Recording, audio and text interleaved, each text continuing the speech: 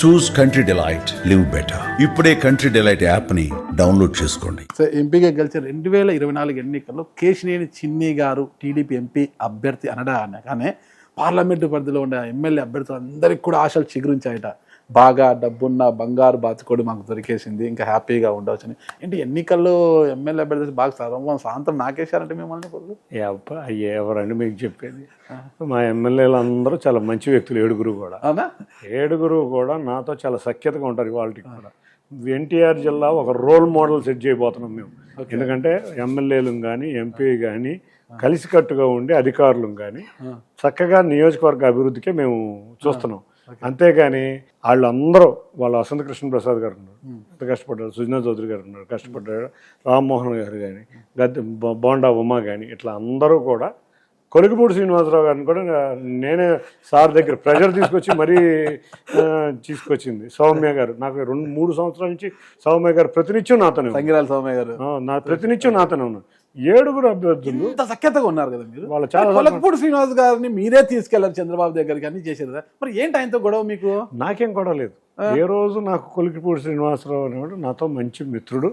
కొలికిపూడి తనకి ఏంటంటే చిన్న ఆవేశం ఎక్కువ, కార్యకర్తలతో చిన్న కుటుంబంలో ఉన్న చిన్న ఆవేశాలు. ఇవాళ చంద్రబాబు నాయుడు గారు పిలిచి అందరినీ మాట్లాడినాక తిరువూరు నియోజకవర్గం కార్యకర్తలు కొలికిపూడి శ్రీనివాసరావు బాగా అంటిగట్టుకుని చక్కగా తిరుగుతున్నారు. ప్రతి గ్రామంలో గొడవ లేదు. నాకు అసలు ఏ రోజు లేదు. ఫస్ట్ డే నుంచి కూడా నేను I'm very comfortable with Kolikapudi Srinivas. అందుకే మంచి ఫ్రెండ్ కాబట్టి ఈ రోజు నిరుద్యోగ యువతకు ఉపాధి అవకాశాలు కల్పించేందుకు అక్కడ ఒక కోచింగ్ సెంటర్ అయితే కూడా మీరు శిక్షణ సంస్థ కూడా ఈ రోజు ఓపెన్ చేశారు. అంత తిక్కు ఫ్రెండ్స్ మీరు ఇద్దరు? అంటే తన ఉద్యమంలో చేశాడు. ఉద్యమంలో వచ్చిన వ్యక్తి సడన్ గా రాజకీయాల్లోకి వచ్చాడు. ప్రతిదీ ఉద్యమంలాగా మనం ఫీల్ అవ్వకూడదు. ప్లస్ రెండోది ఏంటంటే 16 మండలాల్లో మేము స్కిల్ డెవలప్మెంట్ సెంటర్లు, కోచింగ్ సెంటర్లు ఓపెన్ చేయబోతున్నాం. ఎందుకంటే మాకు ఉద్యోగాలు ఇవ్వాలి, మేము మా హైయెస్ట్ ఉద్యోగాలు కల్పించాలి. మేము ఈ ఉద్యోగ కల్పనలో మేము ఏ విధంగా చేయగలం అనేది మాకు మెయిన్ ఇంపార్టెంట్ అయిపోయింది వాళ్ళు. అంతేకాకుండా అన్ని 16 మండలాల్లో స్కిల్ డెవలప్మెంట్ సెంటర్లో మేము కార్పొరేట్ సోషల్ CSR యాక్టివిటీ కింద చేయాలని మేము తలంచాం. సెంట్రల్ గవర్నమెంట్లో కూడా MSME స్కీమ్ని తీసుకురాబోతున్నాం. మాకున్న రూరల్ మండలాల్లో 16 నియోజకవర్గాల్లో మేము కొన్ని ట్రైనింగ్ క్లాసులు కూడా పెట్టబోతున్నాం. ఇప్పుడు వర్మీ కాంపోస్ట్ కానీ, లేకపోతే పుట్టగొడుగులు కానీ, ఇటువంటివన్నీ పెట్టి ఎన్ ఎంటర్ప్రెన్యూర్ ఇన్ ఏ హౌస్ అనే దాన్ని న్యాయం చేయాలి. ఇప్పుడు రైతు కుటుంబంలో పుట్టి చాలామంది బీసీల్లో కానీ ఎస్సీల్లో కానీ చాలామంది పాపం ఉద్యోగాలు లేక గత 5 సంవత్సరాల నుంచి మీరు చూస్తే ఒక్క ఉద్యోగం లేదు. 4 లక్షల మంది బయటకు వస్తున్నారు. ఇప్పుడు 20 లక్షలు అనే కాన్సెప్ట్ ఎందుకు వచ్చింది అనుకుంటున్నారు? 5 సంవత్సరాల్లో 4 అంటే 20 లక్షల మంది నిరుద్యోగులు ఉన్నారు. వీళ్ళందరూ ఉద్యోగాలు లేక డైవర్సిఫికేషన్ అయిపోయి గంజాయికి అలవాటు పడుతున్నారు. ఇట్లా రకరకాల హ్యాబిట్స్లోంచి బయటకు తేవాలి. అంతేకాకుండా విద్యార్థులు ఉన్నారు, వీళ్ళని ఫోకస్ డైవర్ట్ అవ్వకూడదు, వీళ్ళని క్రీడలు నాడించాలి. ప్రతి స్కూల్లోనూ, ప్రతి మండలంలోనూ, ప్రతి గ్రామంలోనూ, ప్రతి నియోజకవర్గంలోనూ ఒక 10 స్పోర్ట్స్ ఎన్నుకున్నాం. అది ఒక క్రీడా ఆంధ్రప్రదేశ్ లాగా చేద్దాం, డైవర్సిఫికేషన్ ఆఫ్ స్టూడెంట్స్ని చేద్దాం. కాబట్టి వాటిలన్నిటి మీద దృష్టి పెట్టాం. అంటే రకరకాలు, 1 education, 2 games, 3 self employment, 4 employment, ఇవన్నీ కూడా పెట్టి నియోజకవర్గాలను అభివృద్ధి చేద్దాం. మళ్ళీ ఇంకొకసారి తెలుగుదేశం అనేది బ్రహ్మాండంగా చేసిందని చంద్రబాబు నాయుడు గారు పదే అదే చెబుతున్నారు. దాని దృష్టిలోనే మేము ఎన్టీఆర్ జిల్లాని కానీ ఆంధ్రప్రదేశ్ని కానీ తీసుకెళ్తున్నాం. మీరు ఎంపీ అయిన వెంటనే ఓవైపు మీడియా మీద కాస్త ఉక్కుపాదం మోపారు అన్న విమర్శలు వస్తున్నాయి. దానికి తోడు విజయవాడలోని మీడియాలో కొంతమంది మీడియా మిత్రుల్లో కూడా ఒక కామెంట్ ఉంది. అంటే ఎన్నికలకు ముందు ఉన్న చిన్ని గారు వేరు, ఇప్పుడున్న చిన్ని గారు వేరు. ఎన్నికల ముందు చిన్ని గారికి మీడియా అవసరం ఏంది, ఇప్పుడు మీడియాతో పనే లేదన్నట్టుగా వ్యవహరిస్తున్నారు అంటున్నారు. అందరూ నాకు మిత్రులే. ఓకే, మీరు మీడియా అనేది మీడియా అంతే. ఆ మీడియాలో ఉన్న మిత్రులందరితో నేను ఎప్పుడు కనపడినా నవ్వుతా, ఎట్లా ఉన్నారు ఏంటి అనేది పలకరిస్తాం. నేను ప్రతి మిత్రులు ఎవరు వచ్చినా మీడియా మిత్రులు రమ్మంటాను, ఏ టైం అయినా రమ్మంటాను, మాట్లాడతాను.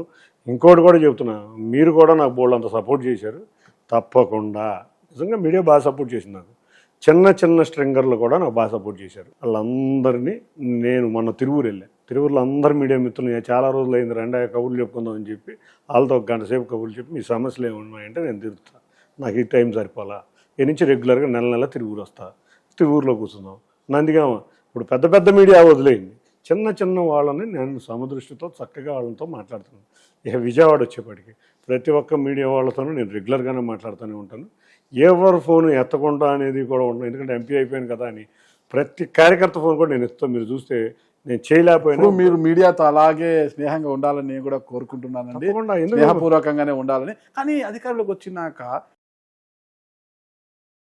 టీవీ ప్రసారాలను కేబుల్ టీవీలలో నిలుపుదల చేయించడం మీరు చాలా కీలక పాత్ర పోషించారంటున్నారు. నేను నిలువుగా ఆగినాయా? కొద్ది రోజులు ఆగేయలేండి, కొద్ది రోజులు ఎక్కడ ఆగలేదే. కొద్ది రోజులు ఆగేయలేండి. సరే, ఒక విషయం, నేను ఎవరిని, నువ్వు నా దగ్గరికి వస్తానే ఉన్నారు, రోజు టీవీ నా దగ్గరికి వస్తానే ఉన్నారు, రావు మా దగ్గరికి ఇద్దరు టీవీలు వస్తానే పిలిస్తే వస్తారేమో వాళ్ళు కూడా, మీరు పిలిస్తే వస్తారేమో వాళ్ళు కూడా. ఎవరు తప్పేముంది? నాకు కూడా మిత్రులు ఉన్నారు, తిరువురులో కానీ నందిగాం కానీ లేకపోతే విజయవాడ కానీ ఉంటారు.